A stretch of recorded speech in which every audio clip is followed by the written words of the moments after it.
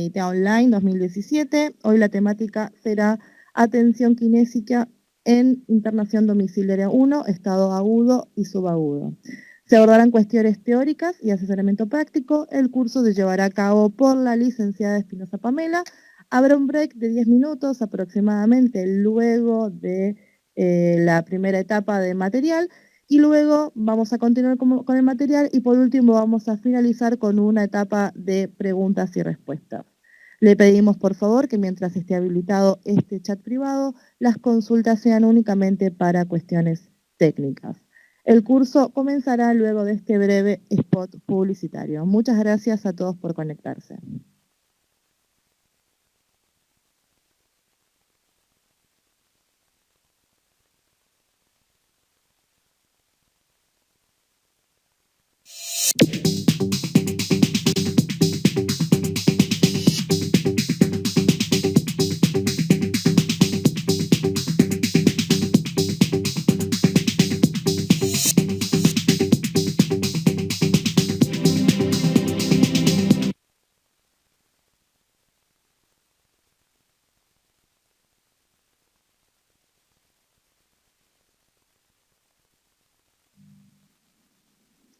Hola a todos, bienvenidos. Bueno, hoy es un encuentro muy especial online. Me pone muy contenta que pudimos hablar unos minutitos por el chat primero antes de arrancar. Hoy vamos a hablar de atención kinésica en internación domiciliaria. Es una modalidad de atención, es un espacio de atención que está en auge, que está en crecimiento, no solamente acá en Argentina, sino en todo el mundo, que necesita de mayor desarrollo, que necesita de mayor formación, y es por eso que estamos hoy todos acá para poder sacar lo mejor del conocimiento que tiene cada uno y compartir experiencias, y en mi caso compartirle las experiencias que tengo en estos años de trabajo en internación domiciliaria. Quiero agradecerles a todos los que nos están acompañando, quiero agradecerles a los que están aquí de Argentina, que hemos visto ahí algunas provincias, y también del exterior, porque la verdad que eso varía mucho, el tipo de prestación, la forma en que atendemos, las experiencias que cada uno tiene, y nos va a ayudar en el espacio de intercambio a compartir cosas distintas. También quiero agradecer a la empresa que tuvo una convocatoria súper interesante porque hay pocos espacios de formación en atención kinésica domiciliaria y en general de la atención domiciliaria. Hago una diferencia acá y ya nos metemos directamente en el tema. Una cosa es atender en un domicilio kinésicamente y otra cosa es acercarse a una internación domiciliaria. Son situaciones distintas. Uno puede ser un paciente que deambula completamente, en un estado completamente de salud para ser atendido, que puede llegar a una instancia de un consultorio o a un hospital. Sin embargo, decide ser atendido en el domicilio. Es una elección. Perfecto. Lo que vamos a hablar hoy es de internación domiciliaria, que es algo completamente distinto. Bien, vamos a arrancar con la temática presentando el por qué decidimos hacer un espacio de diálogo con colegas sobre internación domiciliaria. Un poco lo que hablábamos, falta la oferta de espacios de formación, no hay espacios de formación y la verdad que es un ámbito de acción importante para el kinesiólogo. Importante en general, médicos, kinesiólogos, enfermeros, cuidadores, todo el equipo interdisciplinario. Hay un crecimiento exponencial de la demanda, por lo tanto hay crecimiento de nuestro trabajo. Y esto no pasa solamente en Argentina. La internación domiciliaria nace en Estados Unidos hace muchísimos años, nada que ver con Argentina, en nuestra experiencia, y tampoco con Latinoamérica. Y nace porque se vuelve a las bases. En la historia de la medicina, el paciente se cuidaba, se recuperaba en su domicilio y en la evolución de la historia empezaron a aparecer las internaciones nosocomiales. Y si bien tiene beneficios estar en una internación hospitalaria, con el tiempo se fue demostrando todas las consecuencias de las internaciones a largo plazo y prolongadas que puede generar en el paciente y también en el entorno familiar. Entonces, se empiezan a ver y evaluar la posibilidad de que los pacientes se recuperen en su ámbito propio, en su domicilio, y se empiezan a tomar la decisión de que los pacientes se recuperen en su casa. Y se notan los beneficios, y se notan los cambios. Entonces empieza a tomarse como una modalidad de atención que día a día fue en crecimiento. En otros países tenemos volúmenes de empresas de internación domiciliaria de hasta 20.000 empresas. Aquí estamos arrancando. Y eso hace que sea algo nuevo. Y eso hace que sea algo que tenemos que hacer crecer, que tenemos que hacer desarrollar. Y por sobre todas las cosas a las cuales les tenemos que dar un marco teórico, una atención práctica, un crecimiento y un respeto por lo que estamos haciendo. Hay pacientes inicialmente que llegaban a una internación domiciliaria, como decían aquí en el chat que hablábamos inicialmente, que atienden casos de adultos mayores de ortopedia y traumatología. Hay otros casos respiratorios, y esto tiene que ver con niveles de complejidad. El paciente se ha ido complejizando, el paciente que vemos en internación domiciliaria.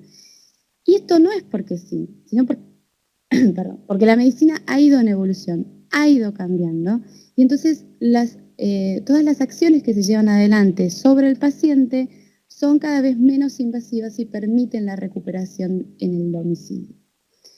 Pero esto implica para nosotros que tenemos que tener mayor formación en patologías cada vez más complejas. Y por eso hablamos de patologías agudas y subagudas en el día de hoy. Es un campo de acción con dificultades propias, por eso nos juntamos hoy a hablar acá. Para todos los que están ahí y hacen atención domiciliaria, saben que no es lo mismo atender a un paciente en un consultorio, en un hospital, en una institución geriátrica, que en un domicilio. Tiene sus situaciones específicas de las cuales vamos a hablar. Y sus dificultades propias, por supuesto. Necesitamos un crecimiento profesional, sobre todo desde el área kinésica. Yo cuando trato de hablar en seminarios y en espacios de trabajo, sobre todo en los grupos de trabajo, siempre digo que a los kinesiólogos nos falta un poco hacernos conocer en las actividades que hacemos, pero también dejar por escrito las cosas que hacemos. Tenemos que empezar a justificar cada campo de acción y cada cosa que desarrollamos. Y la verdad que lo que uno encuentra en domicilio cuando hace evaluaciones de domicilios, cuando hace equipos de trabajo domiciliario, es que escribimos poco. Y sobre eso también vamos a hablar hoy, cómo podemos formalizar de manera teórica y escrita el trabajo que vamos haciendo. Bien. Como podrán ver, las internaciones domiciliarias pueden ser, como hablamos, en cuadros agudos, en cuadros subagudos o en cuadros crónicos o de cuidados paliativos. Todo el material yo lo dejo para que después lo tengan porque van a tener mucha información, no quiero que estén pendientes de eso, después podemos charlarlo también en el chat.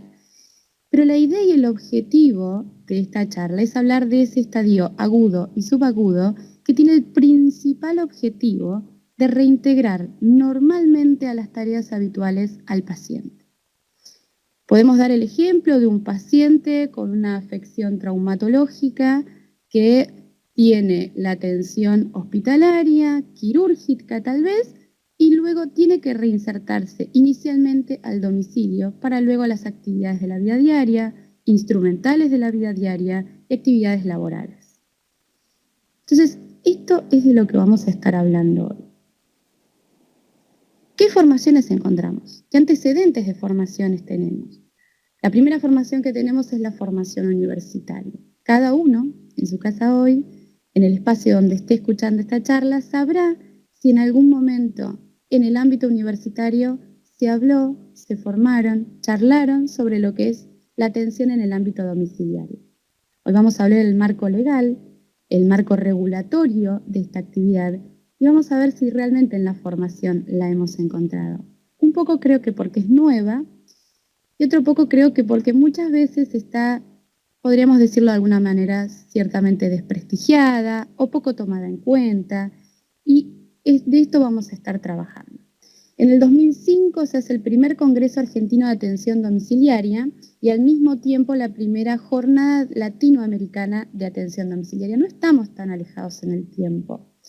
En el 2011 se crea la Cámara Argentina de Empresas de Internación Domiciliaria. Esta cámara agrupa una determinada cantidad de números de empresas que brindan atención domiciliaria.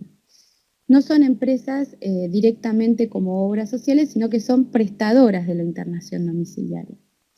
Se encuentran últimamente más temarios sobre internación domiciliaria en congresos y jornadas, talleres y seminarios que empiezan a dictar las empresas privadas. El año pasado se hizo un acuerdo entre la Cámara Argentina de Empresas de Internación Domiciliaria y hay 2 artículos que hablan específicamente que las empresas deben brindar formación a los profesionales que tengan a cargo, que sea gratuita, que sea accesible, ya sea por la misma empresa o por terceros, porque lo que se está viendo es esto, que faltan espacios de formación. ¿Cuáles van a ser los objetivos generales de la internación? Y digo generales porque después cada uno cuando evalúe a su paciente va a tener objetivos específicos del trabajo. Pero tenemos que saber por qué estamos atendiendo pacientes en un domicilio. Lo primero es eso, brindar asistencia en el domicilio.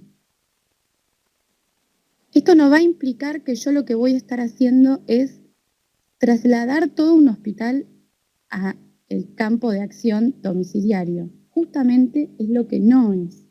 Lo que yo estoy intentando hacer es brindar la atención de los cuidados médicos, kinésicos, de enfermería, que necesita el paciente, pero en su propio ámbito. Porque ahí es donde voy a tener los mayores beneficios de la atención domiciliaria.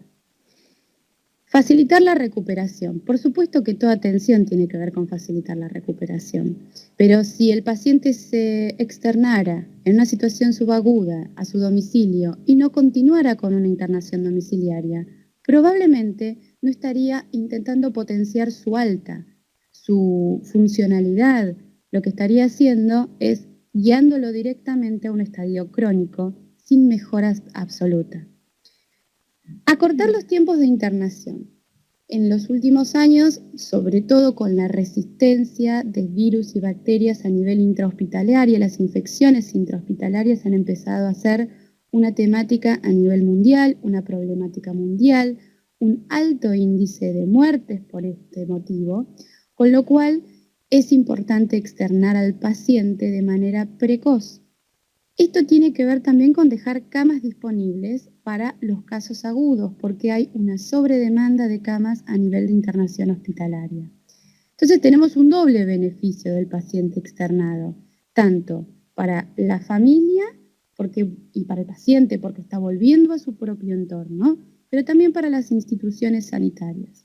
¿Baja el costo sanitario? Sí, baja el costo sanitario. Y es por eso que también las empresas están interesadas en brindar el servicio de atención en domicilio, mucho más allá también de la mejoría del paciente. Y es esto, favorecer la reincorporación del paciente en su entorno natural, en la comunidad, porque no estamos hablando solamente de su entorno familiar, sino también de todos los espacios que cada uno transite, ¿sí? Los amigos, los espacios sociales, todo esto se reincorpora y se reintegra mucho más fácil y mejor al paciente cuando ha transcurrido después de su internación en una internación domiciliaria. Bien. ¿Qué estadios nos vamos a encontrar? ¿En qué ámbito? El estadio, como hablamos, el agudo, el subagudo, que dependerá en qué momento ingrese o salga de ese estadio según la patología, y el crónico y de cuidados paliativos, que lo vamos a hablar en otro encuentro.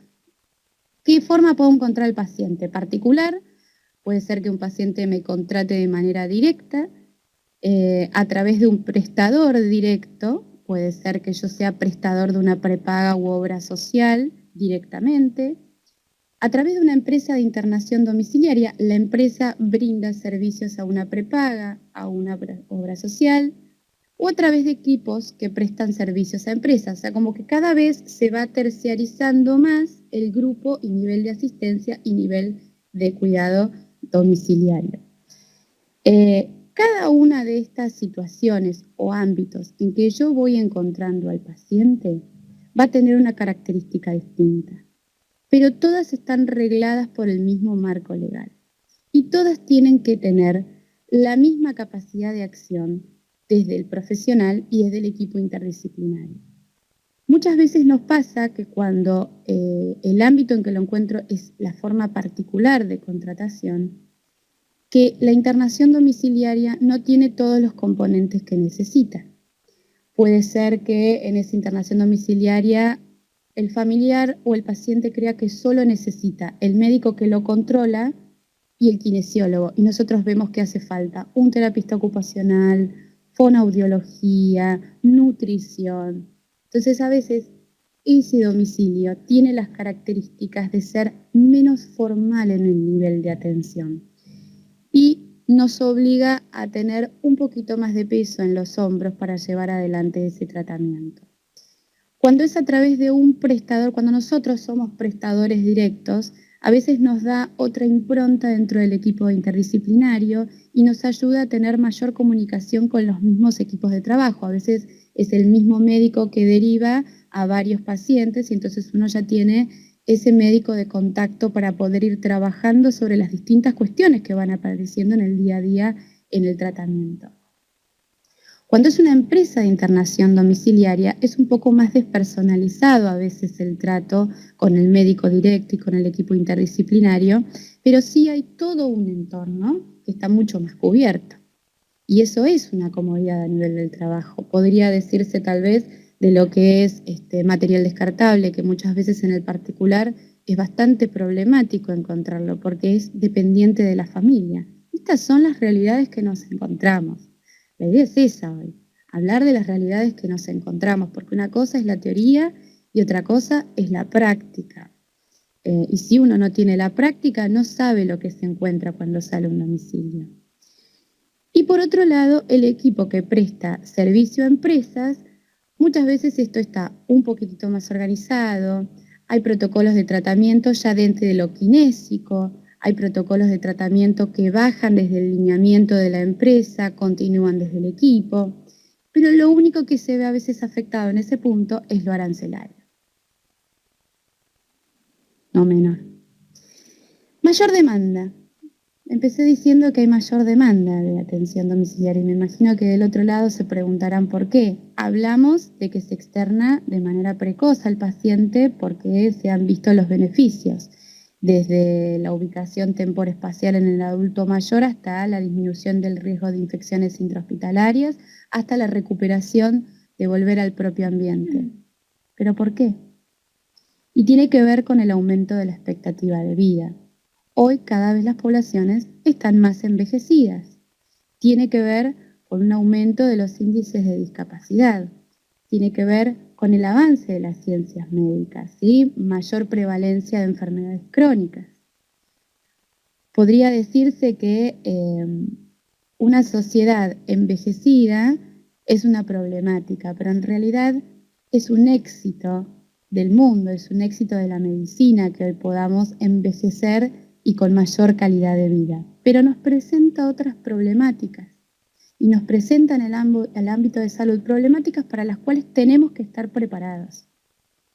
Y hay algo que a mí me pasa en lo personal y hay algo que creo que todos los que trabajamos en adultos mayores, es que atender a adultos mayores no es lo mismo que atender a otro grupo etario. Hoy me hacían bien la determinación, ¿no? Me decían, yo me dedico a pediátricos, me dedico a adultos mayores. Y eso se empieza a diferenciar ahora. Antiguamente o anteriormente, porque no hace tanto tiempo, la formación, los posgrados de geriatría y gerontología no estaban tan extendidos y la verdad que el adulto mayor es una población que tiene características y necesidades propias. No se puede atender de la misma manera a un pediátrico, a un joven adulto, a un niño, a un adulto mayor. Hay que estar formado, hay que estar especializado, hay que hacer una valoración geriátrica, gerontológica, hay que conocer las características del grupo etario al que me voy a dedicar. El costo-beneficio de la internación domiciliaria, lo que decíamos, ¿no? ¿Por qué aparece más? Porque es más beneficioso para la familia, ¿Es más beneficioso para el sistema sociosanitario? Y me dejo en pregunta, ¿qué pasa para el profesional?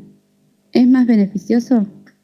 ¿Es beneficioso desde el punto de vista laboral para el colega kinesiólogo, para todos los que están ahí del otro lado, atender en atención domiciliaria? ¿Es fácil? Uno cuando entra al domicilio de alguien está invadiendo un espacio. El domicilio es el hogar. Uno entra a circunstancias de vida. Cada casa es una situación distinta porque ahí el paciente no es el que se está acercando a atenderse. Somos nosotros los que estamos yendo a atender. Y eso nos muestra realidades distintas, realidades socioculturales, socioeconómicas, realidades religiosas, porque nos podemos encontrar variedad de todo tipo de circunstancias, situaciones de violencia que muchas veces nosotros pesquisamos. Entramos a invadir un entorno, a invadirlo bien, digo, ¿no? Porque vamos a ofrecer ayuda, pero eso no implica que no tenemos que estar preparados para eso. Tenemos que hacerlo, tenemos que prepararnos y por eso faltan espacios de formación, porque tienen problemáticas propias. Y esto es así, como les digo, que la población envejece y las estadísticas lo muestran, como les presento ahí. Estas son estadísticas de Naciones Unidas. Fíjense lo que pasaría en la población en millones de personas en el 2025, ¿no? Cuando se hace esto que fue en el 2001, 2025 parecía tan lejano, hoy ya estamos cercanos, y la verdad que la realidad supera las estadísticas. ¿Por qué esto es importante? Porque esto nos va a afectar cuando pensamos en ir a un domicilio. Porque actualmente 785 millones de personas, o sea, el 15,6%, vive con una discapacidad en el mundo. No todo el mundo tiene acceso a la salud de este porcentaje. Y esto no escapa de la internación domiciliaria, porque acceder a una internación domiciliaria tiene un costo alto, con lo cual a las personas que nosotros vamos a atender de alguna manera tienen o un sostén económico para llegar de manera particular o un sostén a través de un sistema sanitario, obra social, prepaga, en cada país de todos modos va variando. Pero sí tenemos que saber que hay mucha gente que no accede a este beneficio y a esta posibilidad de recuperación. Y eso es lo que nos marcan las estadísticas. A pesar de la necesidad, hay muchos que no acceden. La Argentina no está exenta de lo que pasa en el mundo. Entonces, tenemos que ver qué pasa estadísticamente en nuestro país.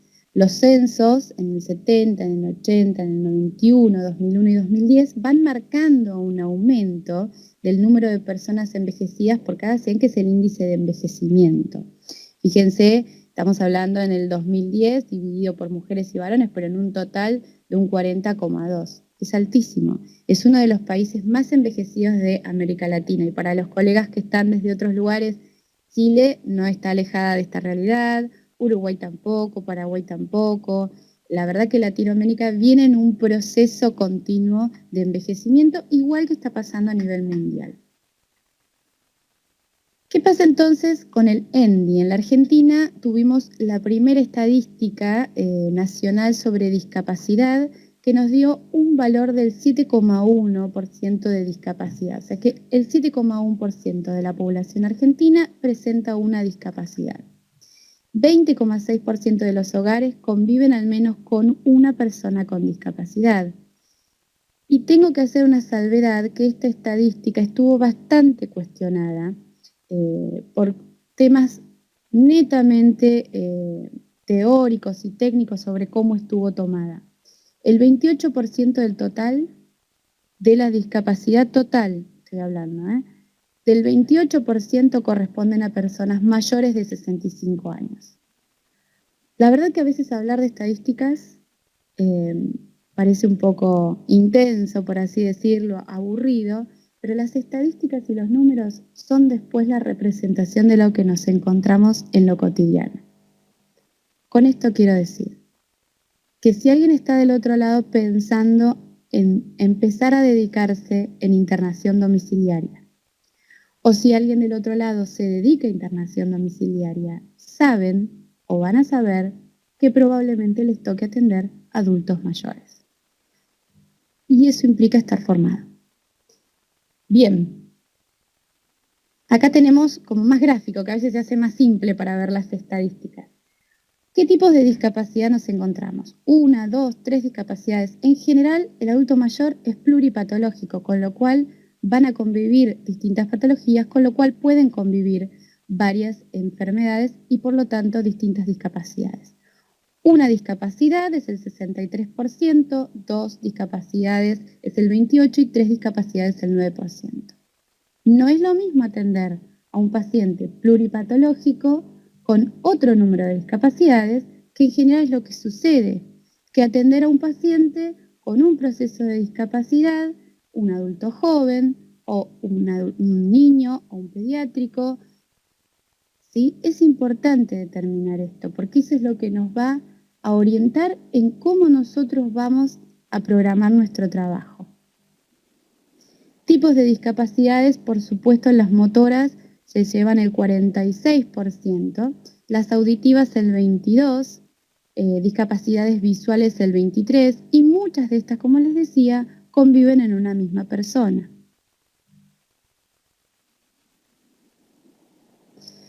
¿Esto qué significa? ¿Que todos los que vamos a atender son adultos mayores? No, la verdad que no, como lo ven acá en este gráfico. Sin embargo, en un metaanálisis que se hizo en 1.300 pacientes, el 68% eran mayores de 65 años. O sea que de 1.300 pacientes, ese 68% es lo que nosotros nos podemos encontrar en el domicilio. Esto es de una empresa de internación argentina. Después yo les dejo los detalles de cada uno de los estudios evaluados para los datos estadísticos. No todo paciente que se externa puede ir a una internación domiciliaria. Tenemos que cumplir con determinados requisitos. Estos requisitos no los decidimos porque sí, ni el equipo de internación domiciliaria ni la empresa. Están reglamentados y marcados por la ley. Pero no todo el mundo puede ir. ¿Y qué momento decido cuándo no van? Lo decido en una evaluación que se hace previa al alta hospitalaria. Hay una valoración médica de un médico auditor que muchas veces hace solamente una encuesta o puede acercarse al domicilio para evaluar que las condiciones para llevar adelante los cuidados domiciliarios estén brindadas desde el espacio, el ambiente, pero también de la contención familiar. Si no hay un familiar, un cuidador, un asistente, un amigo que colabore en el proceso de internación domiciliaria, la internación va directamente al fracaso. Si el entorno del paciente no colabora, la internación tiene un alto índice de fracaso terapéutico, porque la internación domiciliaria es familiar dependiente, en todo aspecto, desde que tienen que abrir la puerta en el horario esperando al profesional que va a asistir, hasta el cuidado de las pautas de alarma que uno deja en los casos más complejos. Entonces se hace una evaluación exhaustiva, o al menos debería ser exhaustiva la evaluación, para determinar si el paciente se encuentra en condiciones de llevar adelante una internación domiciliaria en el propio ámbito. Esta es lo que les hablaba, en qué números se agrupan. Fíjense, en Argentina estamos hablando de 23 empresas, hablé de 20.000 en otros países, ¿no? Y en esa fecha presentaba en el 2011 80.000 personas bajo la modalidad de cuidados domiciliarios. En el 2011. Hoy 2017 las estadísticas cambiaron, los números son otros. La demanda es creciente. Y tenemos que empezar a preguntarnos entonces, ¿alcanzan los recursos físicos para poder cumplir con la demanda? ¿Alcanzan los kinesiólogos en las distintas regiones? Hoy nos estaban hablando de Mar del Plata, de distintos espacios, de urbes y de pueblos más pequeños en Santa Fe. Nuestro país, como otros países que están también conectados, tienen muchas diferencias en las regiones. Las urbes tenemos mucho acceso a distintos profesionales. En cambio, las regiones más pequeñas tienen distancias muy largas para recorrer, tienen problemáticas distintas, a veces falta equipo interdisciplinario. Entonces, necesitamos hacer crecer este espacio. Y los invito a eso. La idea de hoy es esa, invitarlos a hacer crecer el espacio de lo que es internación domiciliaria. ¿Cuándo ingresa dentro del marco legal? La prestación domiciliaria está dentro del plan médico obligatorio. A veces los pacientes no están enterados de esto, tienen un sistema de cobertura y no saben que tienen la posibilidad de acceder a esta internación domiciliaria, y nosotros como agentes de salud tenemos que informárselo cuando conocemos de esta situación.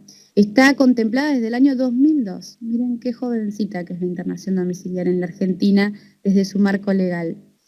Se reglamenta su funcionamiento a través de una norma, 704-2002, que se llama Programa Nacional de Garantía de Calidad de la Atención Médica.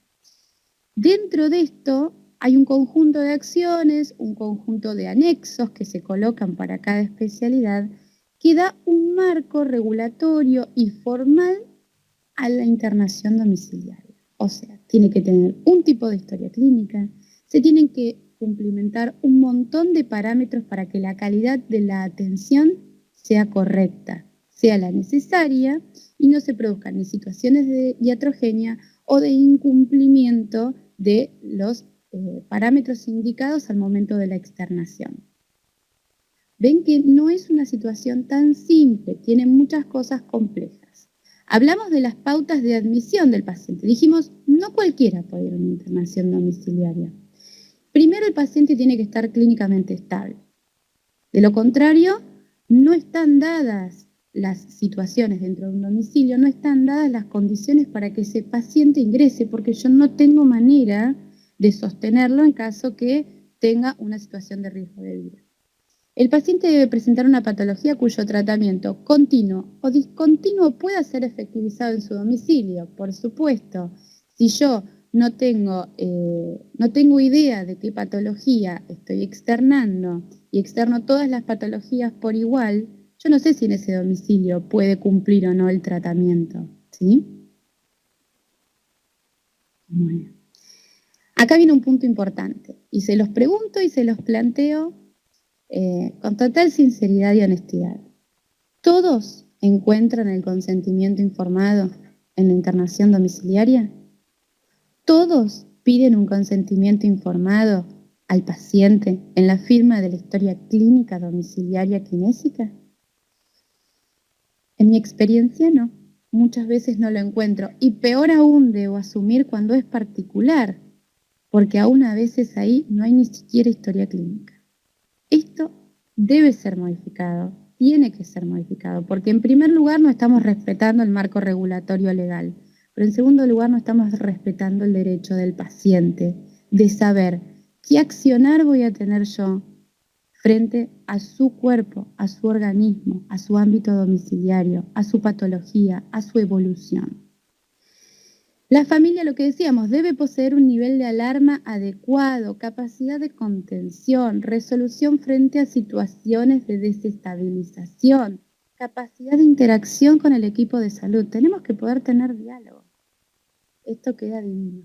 Pero después cuando vamos a la práctica, tenemos la gran problemática, sobre todo los que trabajan en zonas rojas o en zonas sociosanitarias desfavorables, donde hay un menor acceso a la educación, donde no podemos acceder a un diálogo de un nivel más elevado para explicar las pautas de alarma. Eso a veces es una de las mayores complicaciones que tenemos, y las otras es para el seguimiento del tratamiento indicado. Debe tener mecanismos adecuados de derivación con establecimientos asistenciales. Si el caso se complica, tenemos que poder derivarlo. Y los mecanismos tienen que estar pautados y tienen que estar disponibles para poder derivar.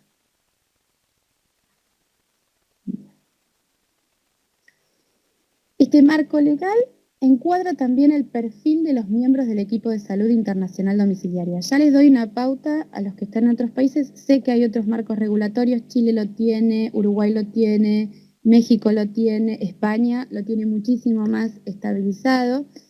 Pero les pregunto si coinciden, después si quieren en el chat podemos charlar eso también. Los profesionales actuantes de esta modalidad No tienen que tener las características de cualquier otro lugar, tienen que tener también características especiales y entre ellas tienen que ver con actitudes y aptitudes para la atención de un paciente domiciliario. Primero, reconocer la importancia de lo que estamos haciendo. Me parece fundamental. Sin el autorreconocimiento nunca vendrá el reconocimiento posterior. Creo que aunque no está dentro del marco legal, tenemos que formalizar nuestro trabajo, estandarizarlo, protocolizarlo, empezar a formalizar el trabajo dentro del ámbito domiciliario. Evaluar los cuidados que delegamos a la familia. Cuando uno deja un protocolo de ejercicios indicados para que se realice, no solamente tiene que decir, tiene que hacer esto verbalmente. También podemos dejar gráficos, instrucciones, explicaciones y sobre todo la educación a la familia y al cuidador, que tiene un rol fundamental en nuestro trabajo y en el domicilio. Dejarle bien explicado y bien pautada la importancia de por qué tiene que llevarlo adelante. No es porque yo lo digo, es porque el paciente lo necesita. Adaptarse a situaciones socioeconómicas, culturales, espirituales, lo que decíamos, entramos en un domicilio, entramos en una vida, entramos en un hogar con costumbres distintas. Comprender que el paciente y su familia son quienes consienten en que se los ayude en su situación. O sea, ellos están esperando que nosotros vayamos a asistir, a colaborar y ayudar. No nosotros vamos a hacerlo o a la fuerza o solo porque el médico lo indicó. Tiene que haber una autorización y entendimiento desde el paciente, desde su grupo familiar, desde su núcleo, de que nosotros estamos yendo a realizar una asistencia y que son ellos los que nos están esperando. Este marco legal brinda un formato estándar y básico de historia clínica kinésica. Lo hace también con el médico, lo hace también con la enfermería. Pero sobre todo en lo que es kinesiología tiene datos bastante específicos. A mi parecer y a mi entender, creo que es pequeño el espacio que se ofrece. En lo personal, cuando atiendo de manera particular, tengo una historia clínica que armé a mi forma, a mi manera, que ustedes saben, nosotros somos resguardo de la historia clínica durante 10 años posteriores a la atención, donde la verdad prefiero escribir lo más posible, no lo menos posible. Y eso es un cambio que tenemos que dar en todos los ámbitos de la atención kinésica, porque escribimos poco en general. Fíjense, el familiar tiene que firmar con fecha y hora de atención en cada una de las sesiones, ¿sí? El tratamiento y la evolución. Las autorizaciones para los tratamientos. Hoy vamos a hablar de fisioterapia en el domicilio. No nos vamos a meter específicamente en algunas patologías porque esto es general, la verdad que por eso digo que falta espacio. Podríamos hablar un montón de este tema.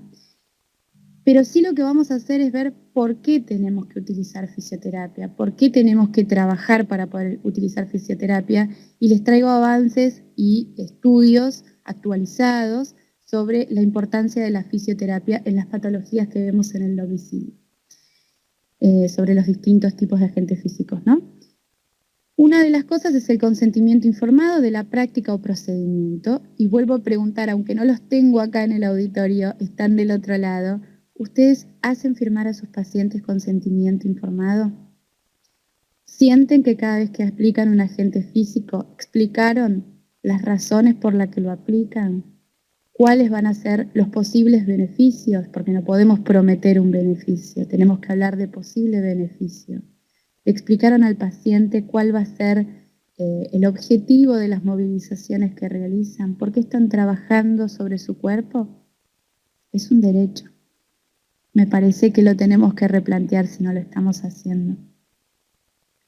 A mí me gustaría, si me vienen a atender, que por ejemplo me lo explicaran. Y creo que esa es una base, atender como uno quisiera ser atendido. Seguimos con el marco legal. Por supuesto, en Argentina, la ley 24.317, que es la del ejercicio profesional de la kinesiología, solo habilita a los kinesiólogos licenciados en kinesiología a realizar atención kinésica domiciliaria. Esto significa no a los auxiliares en kinesiología.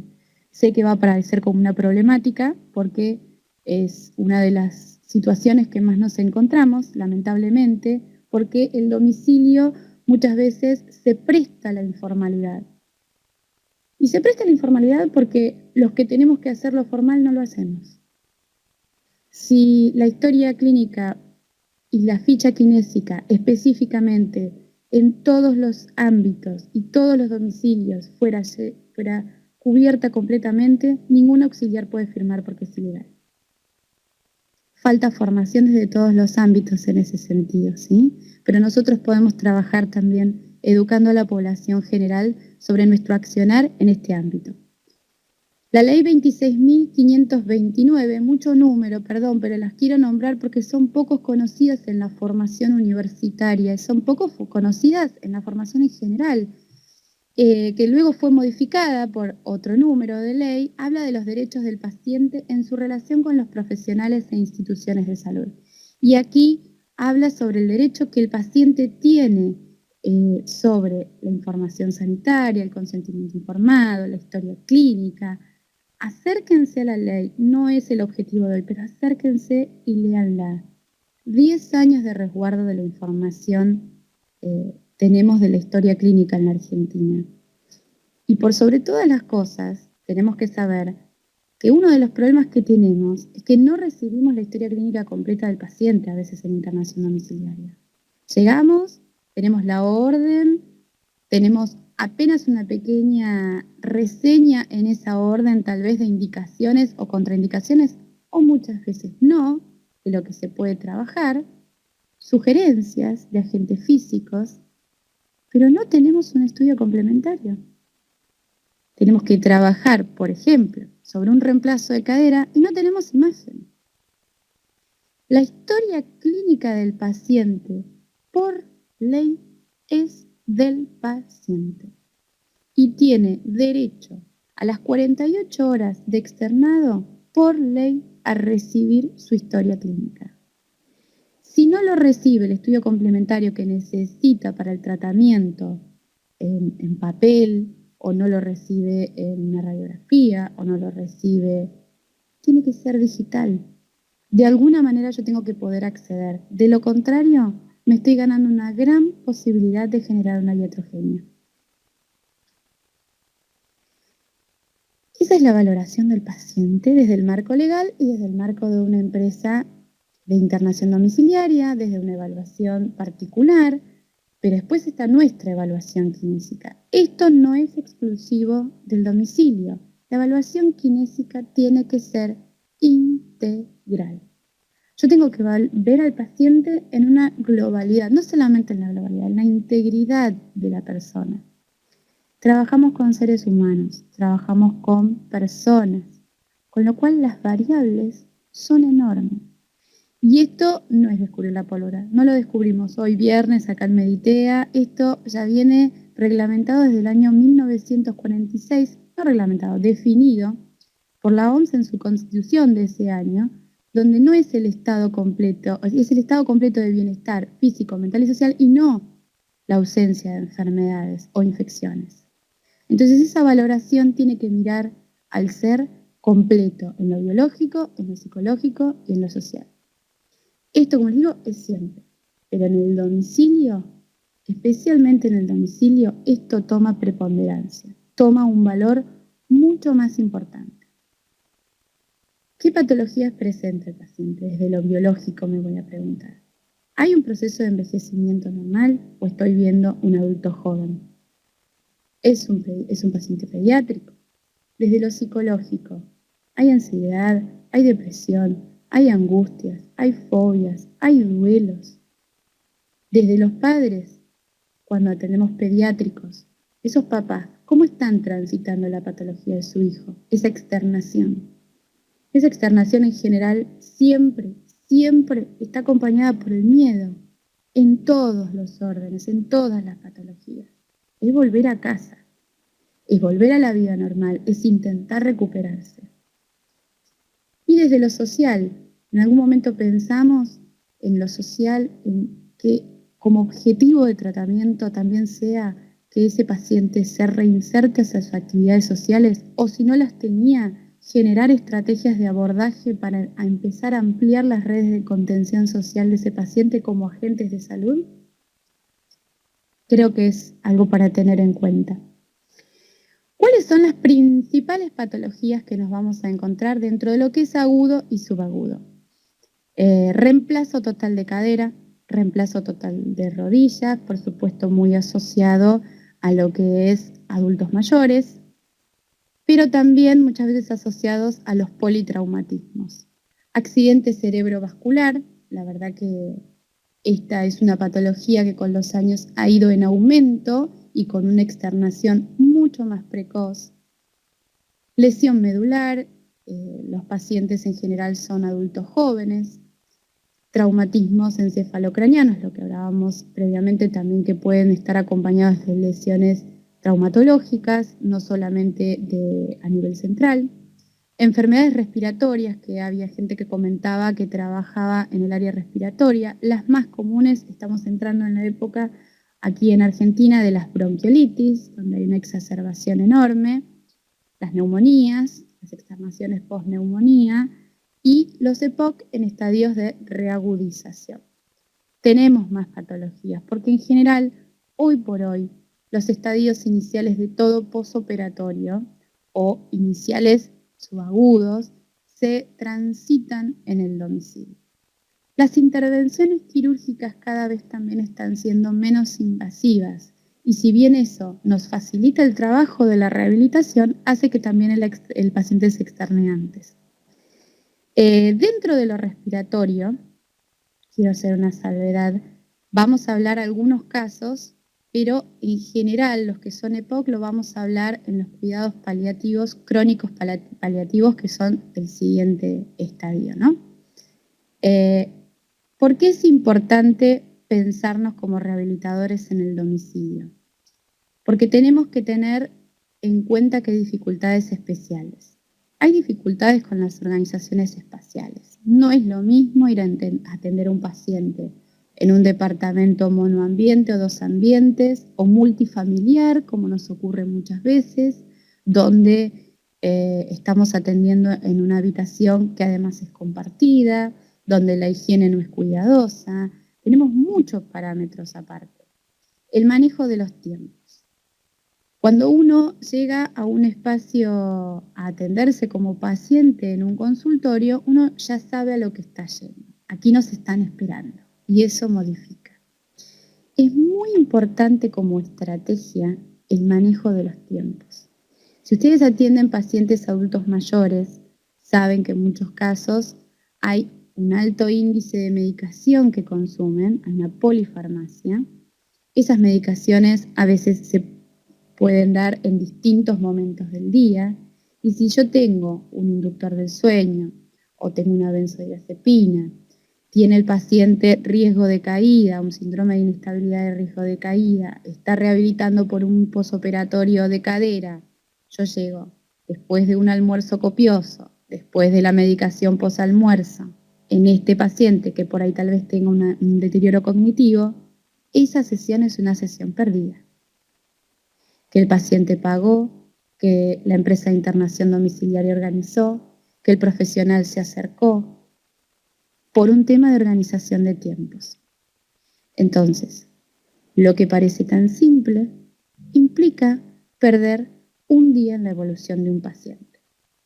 La distracción, y lo pongo en mayúscula, los ambientes controlados como un consultorio, como el hospital, tienen poco valor de distracciones, excepto la parte del gimnasio tal vez, de rehabilitación, pero la verdad es que aquí jugamos con un montón de factores, televisiones encendidas, radios encendidas, mascotas, niños pequeños, ruidos ambientes, todo eso puede jugarnos en contra si nosotros no sabemos aprovechar ese espacio, adaptarlo a la necesidad actual con quien estamos trabajando. El aseo y la higiene, un punto importantísimo, un punto que sé que todos los que trabajan en respiratorio del otro lado saben que es complejo. A veces, para generar un campo estéril, para realizar una aspiración en un paciente o un procedimiento en una ventilación invasiva, sabemos que no siempre se puede lograr. A veces tenemos hasta mascotas dando vueltas en el mismo lugar. Y eso lo sabe el que hace atención kinésica domiciliaria. Los insumos. Aquí hay un punto importante.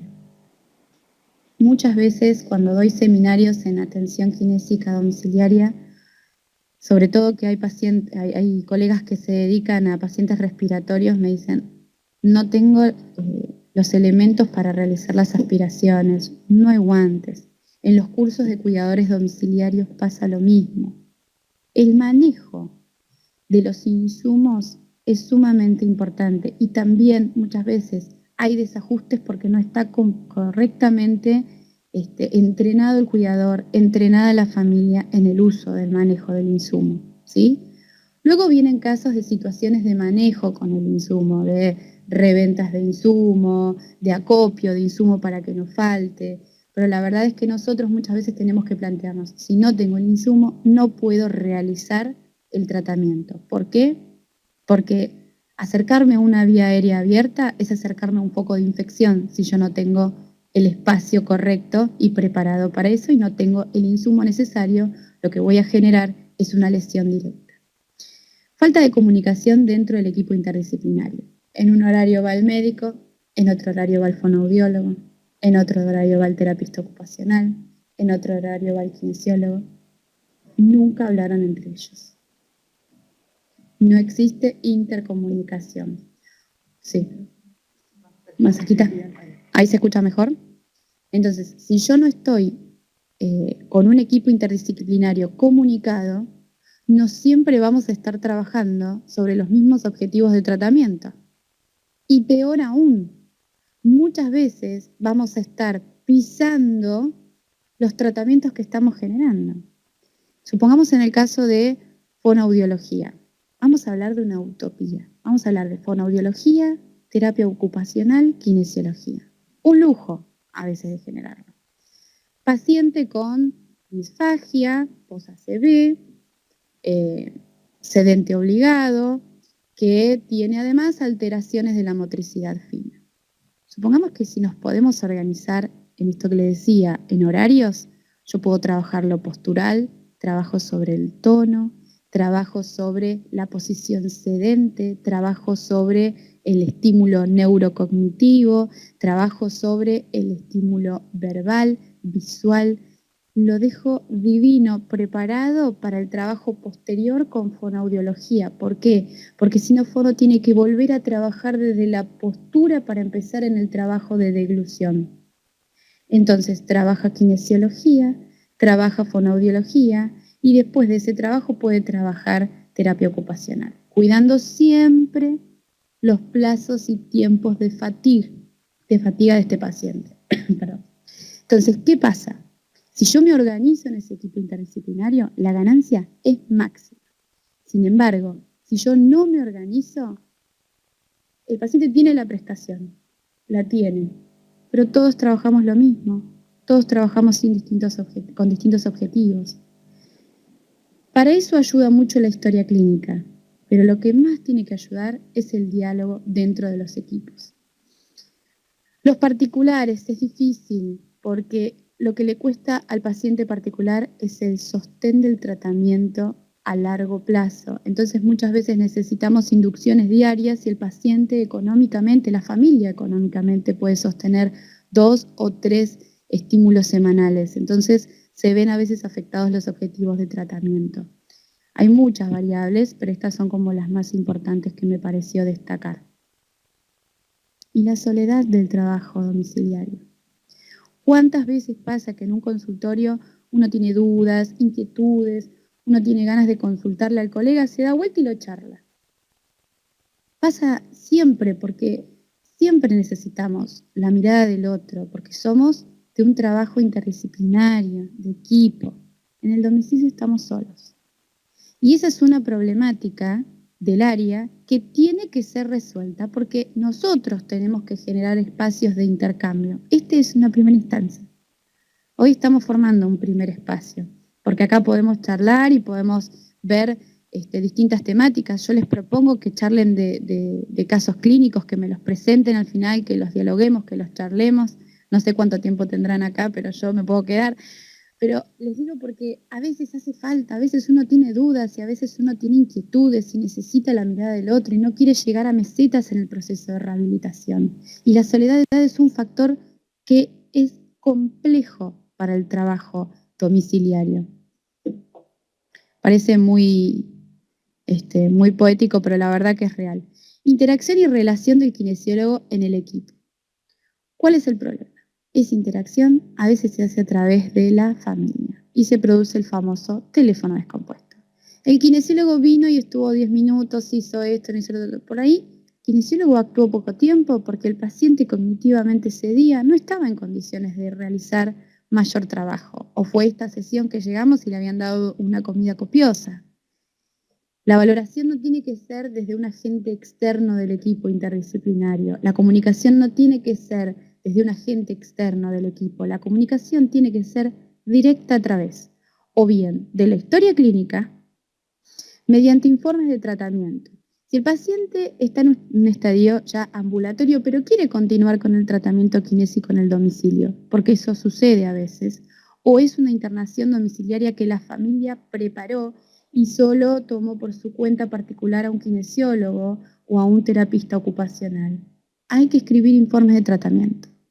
Ese médico al que ustedes le envíen ese informe de tratamiento los conoce, sabe cómo trabajan, sabe cómo se desarrollan, damos a conocer nuestro trabajo. Y directo, levantar el teléfono, ir hasta el consultorio, charlar con los profesionales. ¿Lleva tiempo? Sí. ¿Vale la pena? Sí. Van a notar cambios en la familia, cambios en el paciente y sobre todo cambios en cómo se toma nuestro trabajo. Bien. ¿Qué herramientas de evaluación tengo? Esta es la parte divertida. Saben que cuando hago evaluaciones de historias clínicas de pacientes domiciliarios, me encuentro, y sé que algunos se van a reír del otro lado, continúa mismo plan de tratamiento. Continúa mismo plan de tratamiento. Cuarta sesión, continúa mismo plan de tratamiento. ¿Cómo puedo objetivar yo que el paciente que se externó, que no tiene una evaluación inicial, que no tiene planteos de objetivo, que no tiene nada que sea cuantificable, evolucionó de manera o positiva o negativa, lo cual implicaría en un agudo o en subagudo que necesite ingresar a un estadio crónico o que bien ingrese a un estadio ambulatorio? Entonces, retraso al paciente. La empresa de internación domiciliaria se vuelve loca porque empieza a llamar a los profesionales para ver qué quiere decir, si el paciente ya camina, no camina. No pasa solamente en kinesiología, pero lamento decir que pasa bastante en nuestro ámbito. Entonces me parece que lo que nos está faltando es herramientas de evaluación. Me acuerdo que en una de las charlas que di hace poco me decían, pero Pame, yo no puedo acordarme de todas las evaluaciones para hacer, ¿cómo hago? La verdad que lo que yo hice, y les paso el tip a ver si les sirve, es tener las evaluaciones laminadas, todo, porque en el domicilio tenés que saber de muchos tipos de patologías, porque te encontrás con todo. El respiratorio va a tener tal vez afección neurológica, y vos estás en un momento de trabajo, perdón que los tutee, ustedes están en un momento de trabajo que es de oro. El primer estadio del paciente es un estadio de ganancia absoluta, donde tenemos que trabajar con todo lo que tengamos a nuestro alcance para darle la mejor atención al paciente, para mejorar su calidad de vida, para mejorar su capacidad funcional, para mejorar sobre todo su nivel de integración a la vida nuevamente cotidiana. Esas herramientas pueden ser propias de cada patología, de la atención domiciliaria, como vimos hace un poquito que marca la historia clínica de atención domiciliaria y permite esto que decía, ¿no? Determinar el nivel en que se encuentra el paciente. Sí o sí hay que hacer una evaluación integral, un planteo de objetivos, un plan de tratamiento que puede incluir o no la fisioterapia, ya lo vamos a ver que es muy interesante, y sobre todo lo que me va a permitir eso es facilitar y cuantificar mi trabajo, nada más ni nada menos.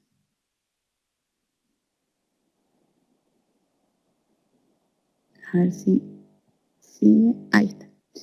La escala de Tinetti, les voy a mostrar algunas que las conocemos, pero las tenemos bastante alejadas. ¿Por qué es importante esto? Porque en realidad hago la evaluación, pero tengo que escribir menos. Supongamos que yo hago una evaluación de Tinetti, pongo solamente la valoración.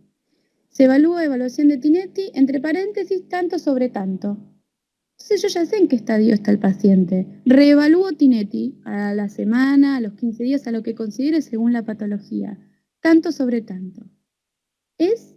No les puedo explicar lo que facilita los procesos de auditoría, los procesos de alta, los procesos de autoevaluación del trabajo. Porque cuando ves varios domicilios, te olvidas en qué valor estaba esa evaluación inicial. Y sobre todas las cosas, se olvida el paciente. Entonces el paciente no puede empezar a ver sus logros. La familia no ve los logros. Y uno dice, no, mire, la evaluación indicaba esto. Usted estaba en este valor, hoy está en este. Y empieza a recordar, es verdad, yo no podía ponerme de pie, no podía caminar solo, utilizaba una ayuda a marcha y ahora no. Porque es fácil en algún momento concentrarse solo en lo que resta mejorar y no en la mejora que se ha logrado. Otras, las escalas de Ashworth, sí, sobre todo para los que trabajamos con pacientes neurológicos en espasticidad. Creo que de las evaluaciones de historia clínica nunca la encontré, excepto por terapia ocupacional, pero kinésicas nunca. Y este es un autorreplanteo, ¿no?, del espacio. Las escalas de dolor. Esta es muy buena, la escala de disnea para aquellos que trabajan con pacientes EPOC cuando están en estadio reagudizado para saber cómo reingresaron muchas veces de una internación.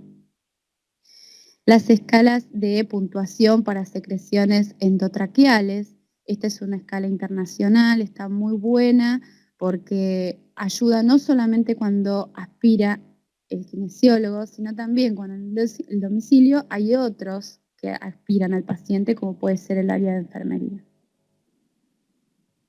Y a veces no queda registrada y se aspira más veces de las necesarias, de las posibles al paciente, y no queda en la historia clínica cuántas veces. Luego hay daño del epitelio y quién realizó el daño, quién lo gestó. ¿Sí? Tenemos que empezar a hablar en un lenguaje común. Los índices de Bartel para evaluar cómo está el nivel de independencia de ese paciente.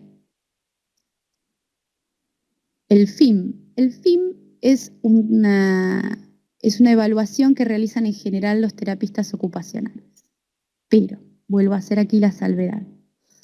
No hay que descansar en el resto del equipo de las cosas que nosotros también podemos realizar, porque no todos en la zona donde viven tienen en el equipo un terapista ocupacional. No todas las familias pueden sostener en la internación domiciliaria, aparte del kinesiólogo, el médico, el enfermero, un terapista ocupacional, económicamente quiero decir, ¿no? Vamos a hablar de cómo se clasifican las úlceras por presión, ¿sí? Que en general siempre se habla de que son una complicación. No son una complicación, son prevenibles. Se podría hasta decir que hay una iatrogenia de por medio. A veces a mí hasta me enoja encontrar esto en los trabajos de investigación científica o en la bibliografía como complicación, si nosotros podemos trabajar en prevenirla. Entonces, el 50% de las úlceras que se encuentran en general están localizadas en el nivel de internación domiciliaria. Y el tipo de tratamiento tiene que ser médico, enfermería, y muchas veces el kinesiólogo no entra dentro de ese tratamiento, cuando la bibliografía científica demuestra que sí, que es lo que vamos a ver en la parte de tratamiento también. ¿Por qué me preocupa tanto esto? Porque el paciente rápidamente puede entrar en una osteomielitis, en una sepsis y llegar a la muerte. Nada más ni nada menos, como les decía.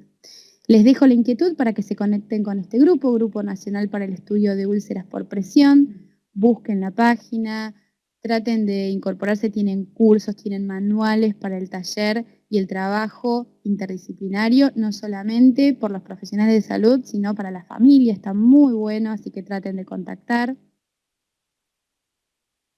Vamos a hablar de los distintos estadios, esto ya es bastante conocido, lo vamos a hacer por imagen. Tenemos 4 estadios en la bibliografía, donde el daño tisular va en aumento, donde el nivel de lesión cada vez es mayor, donde hay una necrosis del tejido.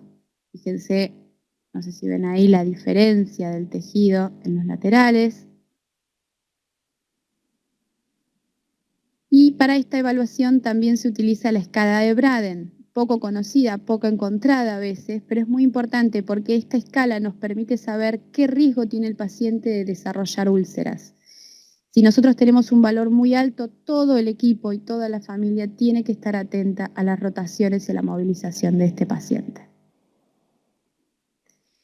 Hay una nueva técnica de evaluación que se llama PICSAR, que es un software que permite evaluar a través de la muestra fotográfica. Ustedes saben que la úlcera no tiene una lesión únicamente en el nivel que se ve dérmico, sino por debajo de los planos dérmicos que yo estoy viendo. Y esa ulceración tiene que ser tratada según el estadio. Cada estadio tiene un tratamiento distinto.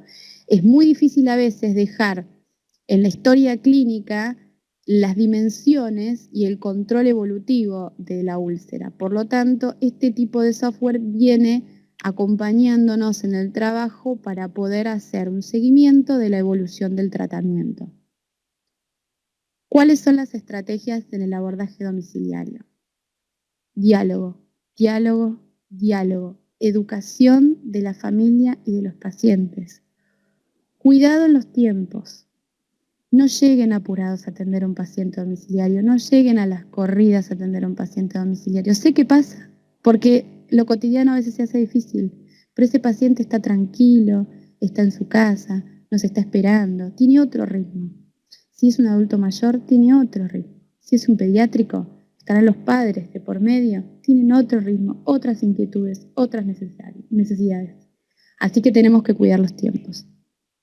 Hay que entregar material escrito, guías de ejercicios, pautas de alarma, que a veces espero para consultar, espero, y se generan problemas entre medio de las sesiones muchas veces.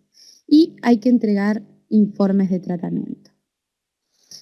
Vamos a usar el entorno del paciente como algo positivo, no como algo negativo únicamente. Tenemos que modificar la estrategia de mirada. Podemos entrenar al paciente en su realidad.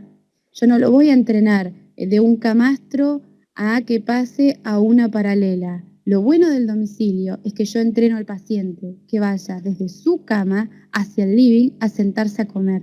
Y esa es una estrategia de rehabilitación. Aunque parezca algo mínimo para ese paciente, ese día fue más independiente. Y el día siguiente lo va a poder repetir. Y su familia se encuentra con el paciente comiendo en la mesa. Y ese es otro nivel de calidad de vida que le estoy brindando. Estímulos visuales conocidos. Esto es muy importante para los pacientes con deterioro cognitivo, con demencias, ¿sí? Cuando yo le digo a un paciente en un consultorio, en un hospital, camina hacia la paralela, primero hace todo un reconocimiento de espacio, trata de cerrar la mirada hacia los estímulos externos. Acá está en un entorno conocido. Yo puedo usar la estrategia de decirle, camine hacia el cuadro que tiene en su dormitorio. Ya lo conoce y es una estrategia de abordaje.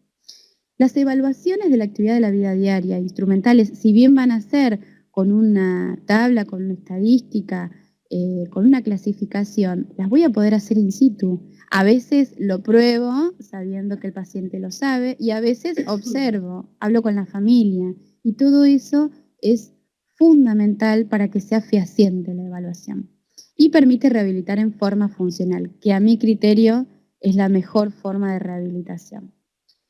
Si quieren, hacemos ahora el break, que vamos a empezar a hablar de las herramientas de tratamiento, de la fisioterapia de tratamiento, en el tratamiento kinésico, y vamos a hacer un pequeño cierre y vamos a charlar juntos.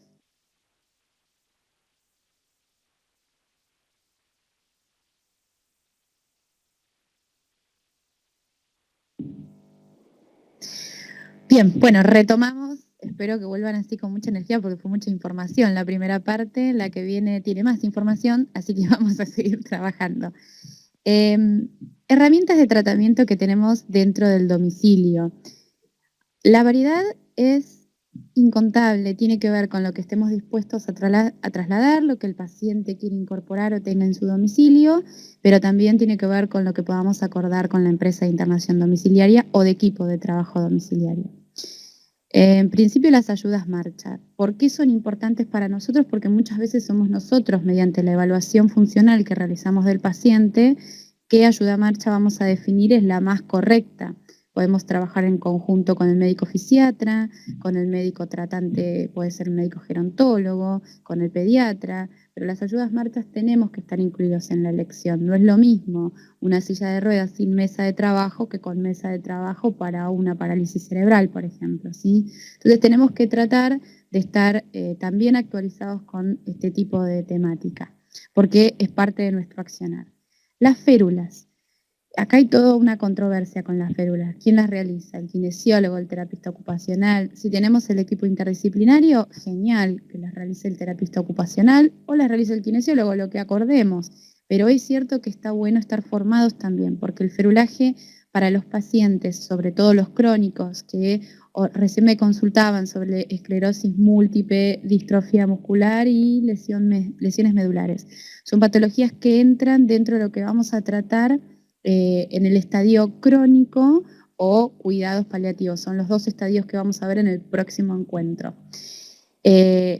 Las férulas son herramientas fabulosas. Los posoperatorios de miembro superior o los pacientes con ACV necesitan sí o sí tener estrategias de abordaje con férulas. Muchas veces ya vienen desde la internación, otras veces no, otras veces el médico tratante no las conoce según el equipo con el que estemos trabajando, la formación que tenga, y son herramientas valiosísimas.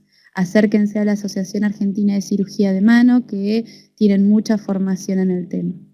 Las pelotas, fundamentales y la verdad que fáciles de transportar, accesibles para los pacientes, tienen estímulos de color, estímulos sensoriales y podemos trabajar varias partes del cuerpo con distintos objetivos.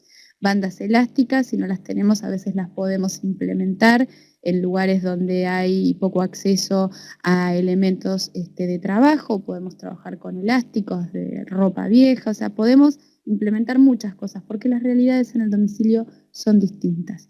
Y materiales que armamos según la necesidad, pero sobre todo lo que tenemos que usar en el domicilio, y esto sí o sí, es la imaginación, porque no estamos en un ambiente preparado para la rehabilitación. Tenemos que preparar un ambiente para la rehabilitación.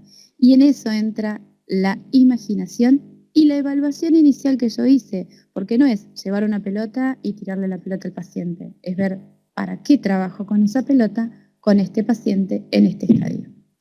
Entonces, por ejemplo, les traigo así, les aviso que van a escuchar un sonido, tenemos una obra cerca, no es un sonido, es un sonido ambiente, no es un sonido de la charla. Por ejemplo, acá les mando algo que es simple, ¿no?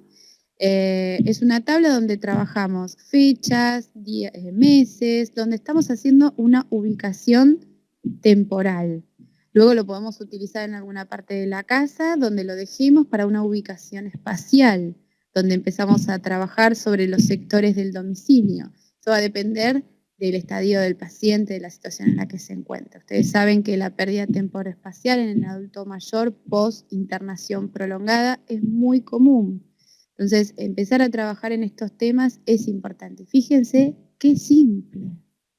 Son papelitos, es un corcho, lo podemos hacer en otra hoja que los peguen, podemos dejar este trabajo en conjunto con el cuidador domiciliario, con la familia para que lo continúen en el día a día, que el paciente arme, por ejemplo, los listados de comida domiciliaria, que arme los menús de comida de toda la semana, lo que lo ubica a nivel temporal en mañana, tarde y noche, que arme el costo de la comida, lo que lo ubica en el manejo del dinero, empiece a incluirse en la actividad cotidiana. Entonces, realmente ahí es una rehabilitación domiciliaria y funcional.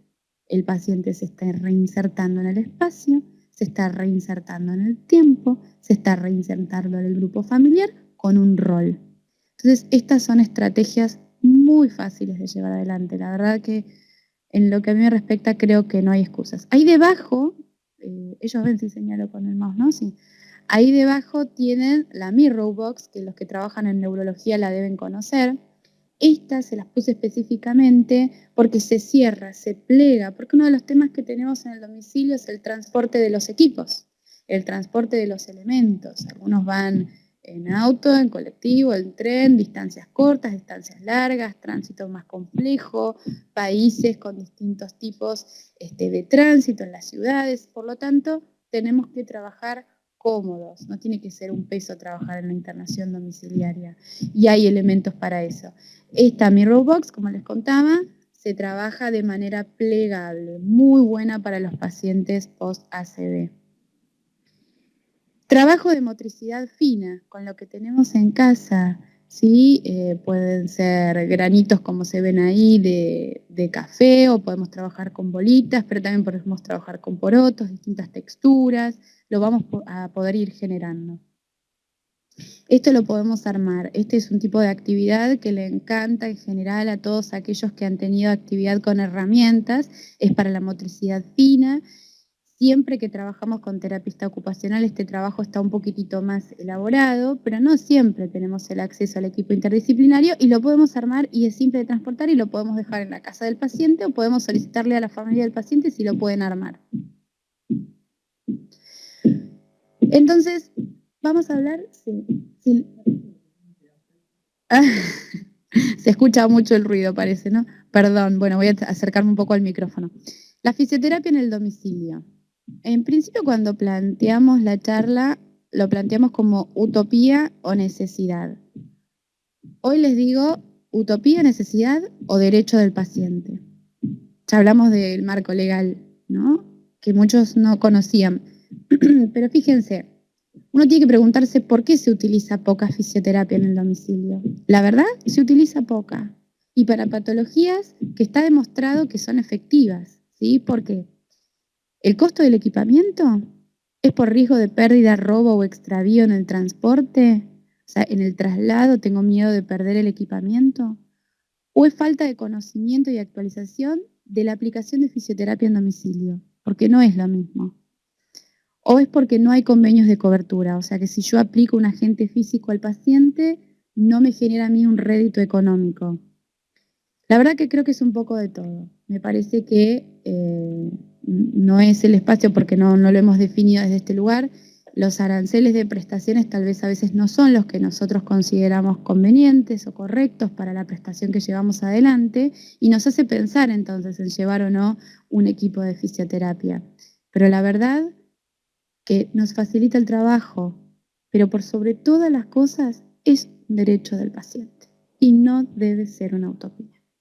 Es un derecho del paciente porque el paciente, por ley, tiene derecho a recibir el mejor tratamiento con todos los equipamientos posibles que esté demostrado por la literatura científica para la patología que está presentando. Si yo tengo equipamiento y tengo elementos y no los utilizo con el paciente, no estoy respetando su posibilidad de mejorar. Tanto en los pacientes crónicos como en los pacientes agudos. Van a tener objetivos distintos las fisioterapias en ambos estadios, ¿no? No es lo mismo trabajar con un paciente EPOC donde tengo otra mirada, con un lesionado medular, con la esclerosis lateral amiotrófica, que trabajar con un posoperatorio de cadera, de rodilla, con un paciente de accidente cerebrovascular. Digo esto porque muchas veces los pacientes, sobre todo de lesiones medulares, los primeros estadios no los transitan en el domicilio rápido, inmediato. Es muy raro porque la estabilización del paciente lleva un tiempo. El dolor en muchos casos en los pacientes politraumatizados, que son los que generaron la lesión medular, en realidad ya llega cronificado y es muy común que el paciente ya llegue con úlceras por presión, porque hubo un estadio un poco más prolongado en la internación nosocomial. Hoy estamos, recuerden, hablando de agudos y subagudos. En lo que es los convenios de cobertura, va a ser muy difícil que de aquí en adelante nosotros podamos plantear a las prepagas, obras sociales, empresas, en Argentina o en cualquier lugar, porque las definiciones de los costos sociosanitarios tienen que ver con el costo-beneficio. Si nosotros no presentamos el motivo, la causa cuantificable de por qué yo quiero aplicar un agente físico en un paciente. Si yo no escribo, si yo no evalúo, si yo no hago una clasificación, un seguimiento y un trazado de objetivos, va a ser muy difícil que yo diga, este es el equipo de fisioterapia, en esta forma de aplicación, de esta manera y en este momento que yo necesito colocar. Y para eso hagamos un convenio de aplicación de agentes físicos. Y yo no puedo ir a decir, mire, la verdad es que en todo lo que hacemos los kinesiólogos vemos que el magneto funciona, el ultrasonido funciona, el láser funciona, porque a veces sí, lo vemos en la práctica diaria, pero no tenemos la demostración científica para decir, señores y señores, esto es lo que está en la literatura científica que dice que permite reducir los tiempos de internación, permite mejorar el trofismo, permite mejorar la vasodilatación, la vascularización de la zona, la regeneración de los tejidos. Entonces, hay que formalizar un poquito el trabajo que estamos haciendo. Eso lleva tiempo. Para elegir los trabajos científicos que van a ver hoy, yo lo preparé en bastante tiempo, llevó un descarte de muchísimos trabajos científicos porque la metodología de evaluación de los trabajos es pobre. Y eso es porque en rehabilitación escribimos poco. Y lo que les decía, más allá de que es una utopía, pero lo tenemos que pensar en una realidad, es una necesidad y es un derecho. Pero además, en el marco legal de la atención domiciliaria en Argentina, la ley nos ampara a aplicar agentes físicos. Fíjense que en este punto dice, el equipamiento instrumental puede ser propio del servicio. Podemos pensar que tal vez las empresas pueden colocar un equipo de fisioterapia para que nosotros utilicemos en el momento. De la institución a la cual pertenece, por ejemplo, es derivado directamente de un nosocomial, dependencia nosocomial directa, o de la organización que solicita el servicio, puede ser un equipo de profesionales, o del profesional actuante. Uno puede ir con su equipo de fisioterapia y utilizarlo en el paciente que le parezca conveniente.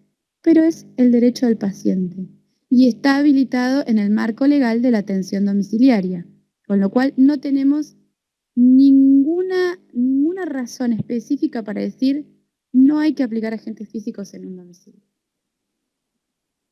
Lo funcional para nosotros es otro tema. ¿Qué equipos hay disponibles? ¿Qué indicaciones? ¿Qué incorporación dentro del plan de tratamiento? En general, las indicaciones de los equipos de fisioterapia en estadios agudos o subagudos buscan sobre la inflamación, la proliferación, la regeneración, el dolor. Vamos a trabajar sobre tejidos que están dañados hace un breve lapso de tiempo, con lo cual tenemos que empezar a pensar qué es lo que queremos lograr. Y la electroestimulación, muchas veces la planteamos solo desde el trofismo, ¿sí?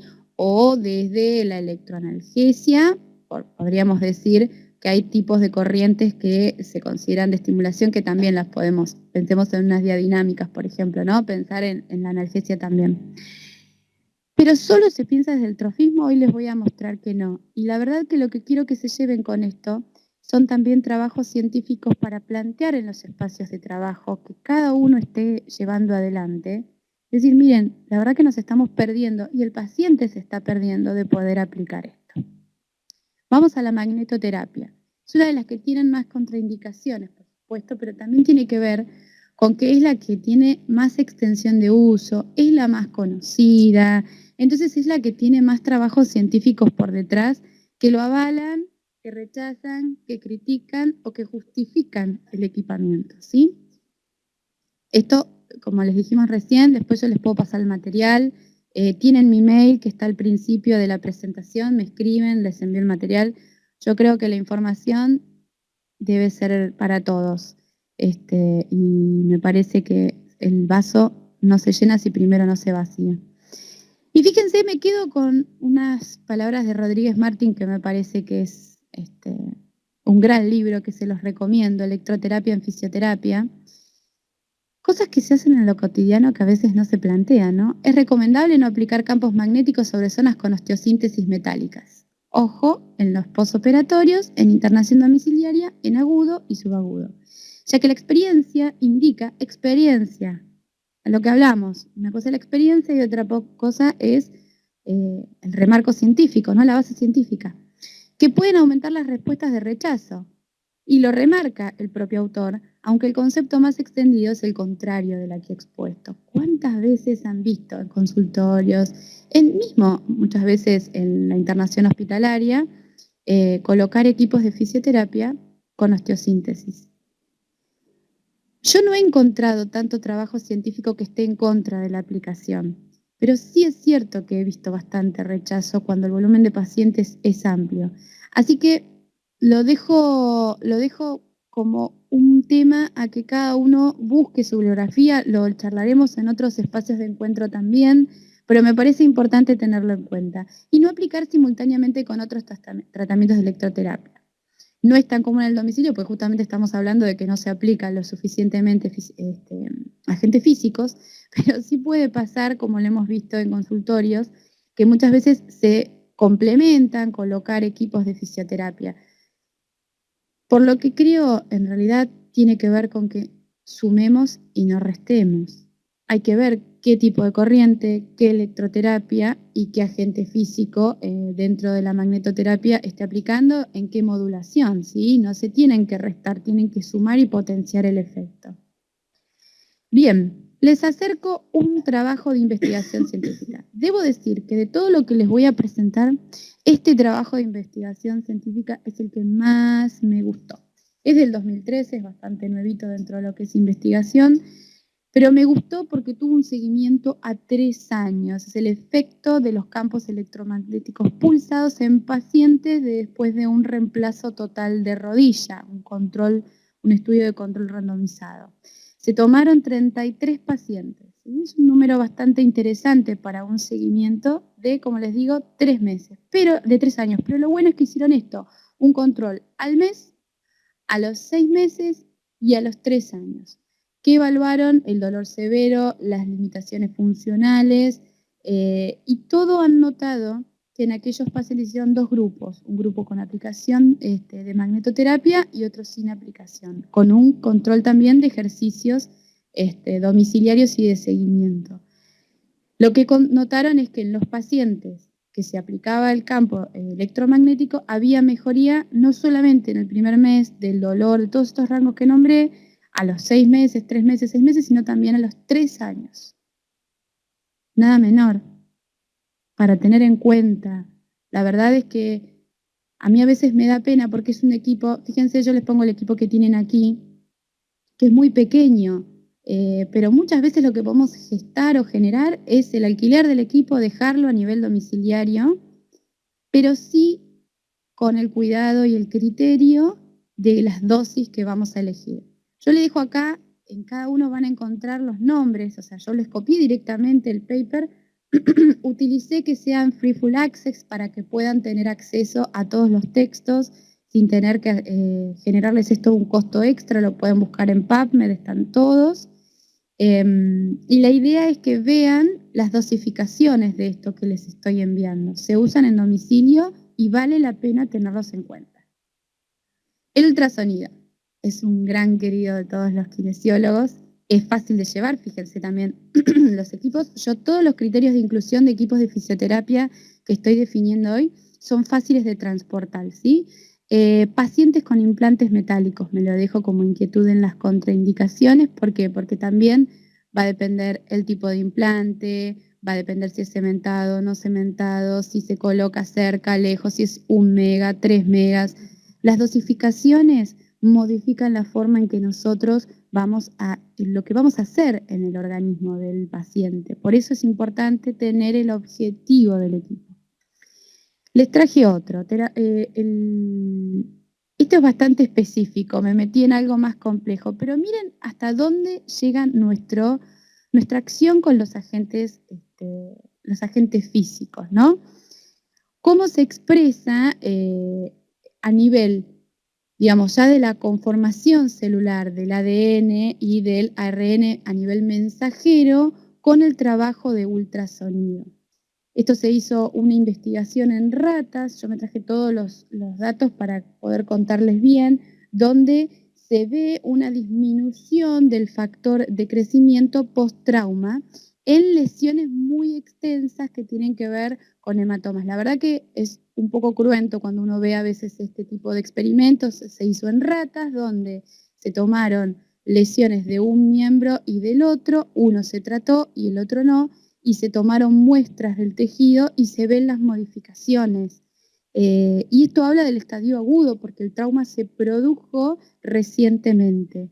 Con lo cual, lean el trabajo, analícenlo. Yo creo que tiene algunos temas metodológicos para tomar en cuenta. Es cierto que es en ratas y falta investigación en pacientes, pero no está permitido en humanos realizar un trauma para evaluar el mismo trauma en ambos miembros inferiores, para evaluar qué pasa si en uno utilizo ultrasonido y en otro no. En este trabajo lo que se nota es que el cambio no es sintomático del paciente únicamente. Acá hay un cambio celular, hay un cambio tisular. Y eso es para nosotros un gran registro científico sobre lo que podemos generar en nuestros pacientes. Pienso y analizo hoy, por ejemplo, en el caso de un paciente posoperatorio con un gran hematoma, pacientes con grandes desgarros. Me parece que es interesante tenerlo en cuenta. Lo sabemos desde la práctica, pero no tenemos siempre la evidencia científica. El láser. El láser lo pensamos también muchas veces únicamente en lo que es la aplicación local, inflamatoria.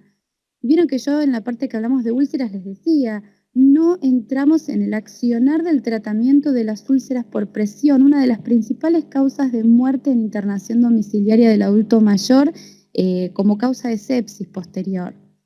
Y ni hablemos del confort y la calidad de vida del paciente, por supuesto, y del trabajo del resto del equipo, porque tratar a un paciente con una úlcera en la región de pañal, en el cambiado, en el baño, en el cuidado, no es lo mismo que si esa región está cicatrizada o, por supuesto, nunca se haya generado.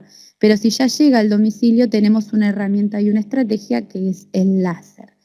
En este trabajo de investigación se evaluaron los distintos rangos del láser, ¿sí? 940, 808 y 658 de arsenuro de galio, así que es el láser que tenemos en el mercado de Argentina. Lo interesante de esto es ver cómo estas úlceras empiezan su proceso de cicatrización. Proceso que tenemos que diferenciar, como siempre les dije, entre la recuperación, la regeneración, y la verdad que este trabajo lo van a poder ver, si no lo consiguen igual me lo piden, saben que tienen mi mail, pero lo maravilloso de esto es que muestran a nivel fotográfico, pero también el nivel de qué es lo que está sucediendo a nivel tisular. ¿Qué pasa con los cambios de la polarización del tejido cuando hay una lesión por úlcera? Me parece que es una investigación muy rica, que no se ha trabajado tanto, por lo menos en Argentina. Textos en español de esto casi no hay, y me parece que está bueno si los quieren tener como dato.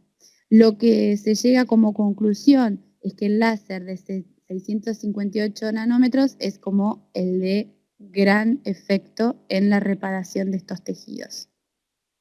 La electroanalgesia y TENS sobre el dolor.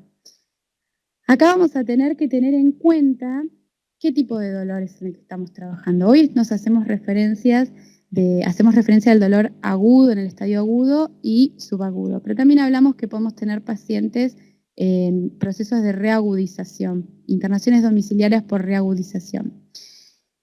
En estos casos, creo que lo más importante a plantear es decir qué fibra yo estoy queriendo estimular. Si las A delta, para saber qué tipo de corrientes voy a aplicar, en qué frecuencia la voy a aplicar, o si me conviene utilizar una técnica de burst. En esto me parece que tenemos que ser específicos, porque después el agente de fisioterapia no sirve para nada. ¿Es la dosificación correcta? ¿Es el paciente correcto? ¿Estoy pensando en la patología correcta para ese agente físico? Eso creo que es una de las cosas que nos tenemos que plantear. Otro trabajo científico sobre el control del dolor en el proceso de rehabilitación. Se da en el reemplazo total de rodilla, ¿no? Se da un trabajo de fisioterapia, de ejercicios, un protocolo de trabajo de entrenamiento en concomitancia con la aplicación de TENS. Y se nota en los casos controles la mejoría del control del dolor a corto y largo plazo.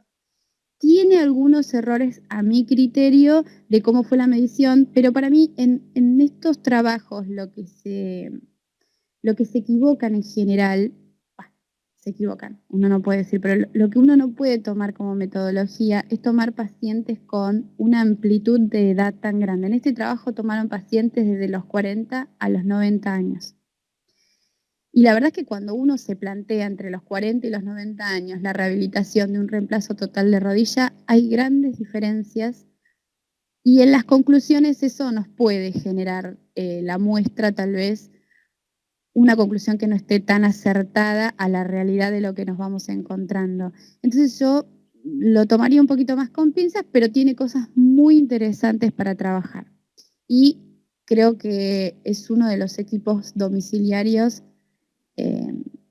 principales que podemos pensar en utilizar. Corrientes rusas, de las más conocidas en electroestimulación. No sé si será en el estadio agudo la corriente más elegida para el trabajo, en tercera edad sobre todo, un poco por la impedancia del tejido, la piel de tercera edad. Vamos a ver si desarrollamos un espacio de trabajo también de fisioterapia para tercera edad. Tiene cambios tróficos, cambios en la conducción nerviosa, por lo tanto, hay que pensar también un poquito qué electricidad, qué corriente eléctrica voy a elegir y cómo la voy a modular. Si esto tiene rampas, si no tiene rampas. Tengo que pensar mucho en el confort del paciente cuando hay dolor en la región. Bueno, vamos a pasar un poquito más rápido con los temas. Estos son otros más de electroterapia. Fíjense que estamos hablando de lesiones también de cicatrización. No siempre pensamos en electroterapia para la cicatrización. Y habla un poco de esto también, de la despolarización de las membranas, ¿no? Estamos hablando de una membrana que necesita despolarizar una determinada corriente eléctrica, pero que se ve afectado ese valor por la aparición de una lesión. Se evalúa qué sucede en la aplicación de electroterapia. Bueno, acá tenemos también reemplazo total de rodilla, muy parecido a lo que venimos trabajando, pero esta vez trabajando con corrientes rusas, muy parecido. Acá también, bueno, es en ratas el trabajo, pero es muy interesante para ver cómo se producen cambios morfológicos y alteraciones trabajando con corrientes rusas, cosa que no es común, ustedes saben en la dosificación porque son todos profesionales, pero sobre lo que sería el tibial anterior en ratas, ¿no? Se hizo un proceso, pero denervado. La evaluación fue en el músculo denervado. La verdad que es muy interesante porque trabajaron solo en las fibras musculares. Vamos llegando al final y vamos a hablar de los desafíos. Surgió ahora en el chat la necesidad de encontrarse, de poder intercambiar. Yo los invito a que me escriban mails, gestemos espacios en conjunto. Yo tengo espacios de formación más para invitarlos muchas veces. Generemos espacios de formación, compartamos la información que tenemos, los datos científicos, formalicemos nuestro trabajo. Hablaban en algún momento, preguntaban sobre los tiempos de atención y los horarios. En los horarios me parece que es importante detallar que no todos los pacientes tienen el mismo tipo de conexión en el mismo horario. Los niños, por ejemplo, hacen siestas. Interrumpir la siesta para hacer un trabajo respiratorio, un drenaje postural, para prepararlo después para una aspiración, la verdad es que a veces es bastante complejo. Tengo el paciente fastidioso, la familia se pone inquieta. Entonces está bueno ponernos en contacto con la familia y conocer los horarios. En los adultos mayores tenemos que ponernos en contacto con el cuidador. Yo soy coordinadora del curso de formación de cuidadores domiciliarios y también en un espacio privado, pero también en el Ministerio de Acción Social, y la verdad que una de las cosas que cambia mucho es cuando el cuidador está formado para hacerlo, para su rol, para su trabajo, porque sabe que es parte del equipo interdisciplinario. Entonces, la definición del horario viene mucho de la dinámica familiar, pero sobre todo de la patología del paciente. Yo tenía una paciente que se levantaba a las 5 de la mañana y estaba súper activa. A las 10 de la mañana no podíamos trabajar nada. Mi franja de horario era entre las 7 y las 10. Yo sabía que en ese horario podía trabajar con ella de manera fabulosa. Y por la tarde no tenía cuidador, con lo cual no tenía nadie que le abra la puerta. Entonces, esas son las variables que nos encontramos en la asistencia domiciliaria. Los tiempos de atención varían según la patología. Probablemente en los estadios iniciales donde estemos en control del dolor, donde estemos en inicio de movilizaciones de corto rango, donde la tolerancia del paciente todavía sea poca, probablemente los tiempos de acción se acorten. Pero a medida que ese paciente puede entablar otro tipo de actividades y lleve la rehabilitación en lo cotidiano, entonces ese tiempo de atención va a ser mayor. Ahora bien, hay espacios de empresas domiciliarias o de obras sociales o de prepagas o de clínicas que determinan un mínimo de permanencia en la atención domiciliaria. Yo no estoy tan de acuerdo, pero también es cierto que siempre hay para hacer. Si me pongo a observar, puedo hacer una evaluación del espacio del paciente, una evaluación arquitectónica, riesgo de caída, potenciales riesgos higiénicos sanitarios, trabajo de quinefilaxia, que es parte de nuestra acción profesional. No la tenemos que olvidar nunca, la tenemos que tener siempre presente, porque es una de las grandes olvidadas dentro de nuestro trabajo.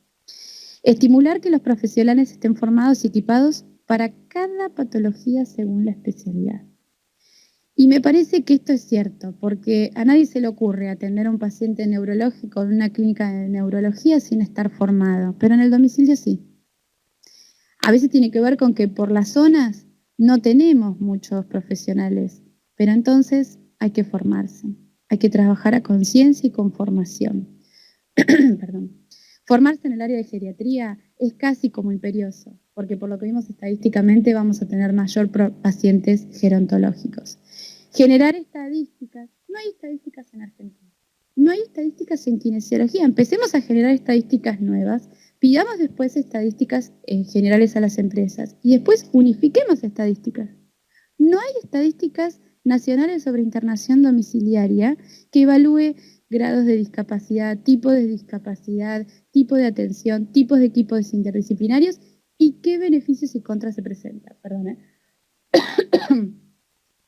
Teleseguimiento.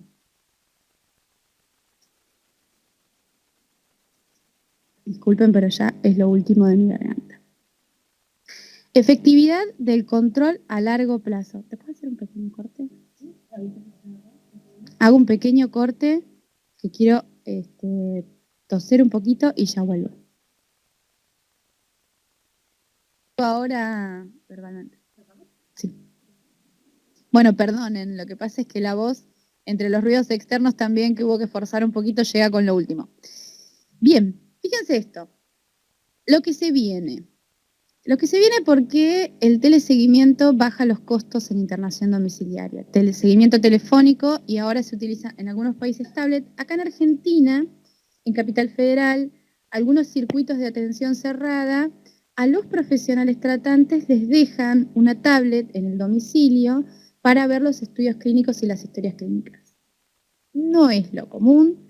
Si quieren compartirlos con los colegas de otros países, sí tienen esas posibilidades. Se los agradeceríamos porque lo bueno es compartir experiencias, pero este es un trabajo muy lindo justamente para los que hablaban de lesiones medulares, que se hace un seguimiento telefónico durante 12 semanas para ver cómo se están llevando adelante los cuidados. ¿Para qué sirve esto? Sobre todo, sirve para el seguimiento del paciente. A veces en el alta, nos quedamos ahí, nos quedamos en el alta. A veces la intervención no es diaria, a veces la intervención no es cada 2, no es cada 3 días, a veces es una vez por semana. Entonces, un seguimiento no estaría de más plantearlo como posibilidad para algunas patologías o para evitar algunas complicaciones. Les dejo la bibliografía de todo, los trabajos consultados, pero sobre todas las cosas les quiero compartir algo que me pasó en lo personal cuando empecé a trabajar en atención domiciliaria. Me asusté con las cosas que encontraba y me sigue pasando. A veces me encuentro barbaridades, a veces me encuentro alegrías también, por supuesto, Es un trabajo hermoso para los que están empezando. Abracen la atención domiciliaria kinésica porque lo que el paciente gana es enorme. La fisioterapia es un gran elemento de ayuda en el estadio agudo y subagudo y en el crónico y en los cuidados paliativos también porque le damos confort al paciente. Pero por sobre todas las cosas tenemos que trabajar para que este espacio esté con una mayor formación. Voy a insistir en esto, pero por sobre todas las cosas con mayor reconocimiento en todos los ámbitos, entre colegas, con la comunidad en general, con los pacientes y un reconocimiento económico también. No podemos demandar si no damos, así que tenemos que darle un encuadre al trabajo que ya hacemos. Tenemos que salir a mostrar lo que ya hacemos, ¿sí? Bueno, si quieren abrimos el espacio de inquietudes. Sí, cómo no. Vayan pensando casos clínicos si quieren que hablemos algunas presentaciones. A ver.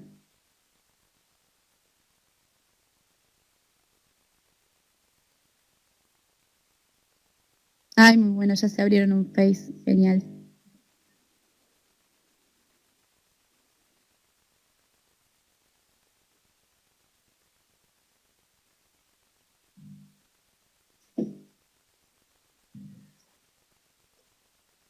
Sí, estamos justo cerrando.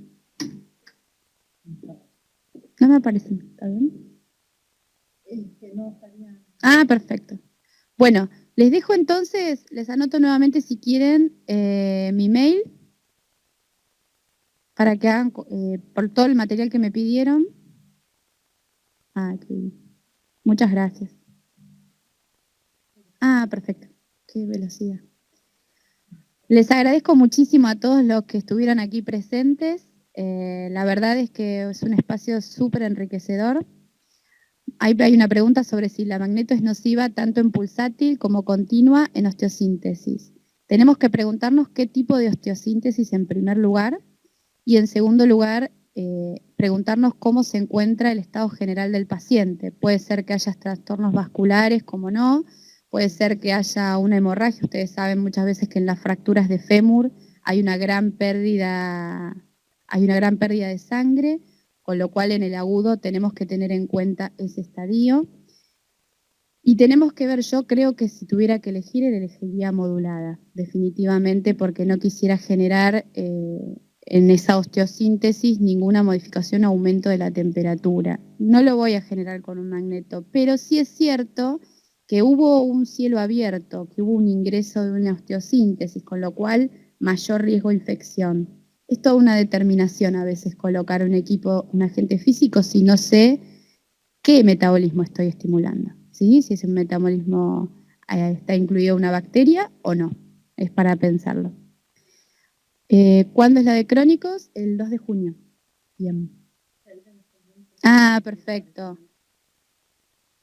Este tema del trabajo precario y aranceles es bastante común, sí. Lo charlamos en varios seminarios presenciales. Les voy pasando para que después lo hablemos.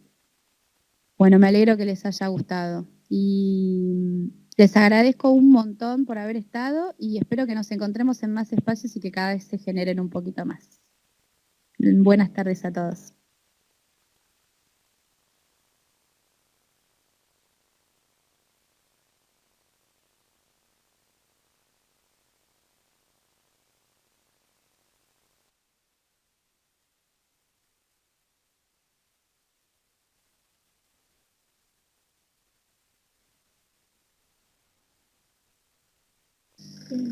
Muchas gracias a todos por haber participado del evento. Nos despedimos hasta el próximo curso, que es el 12 de junio de manera online.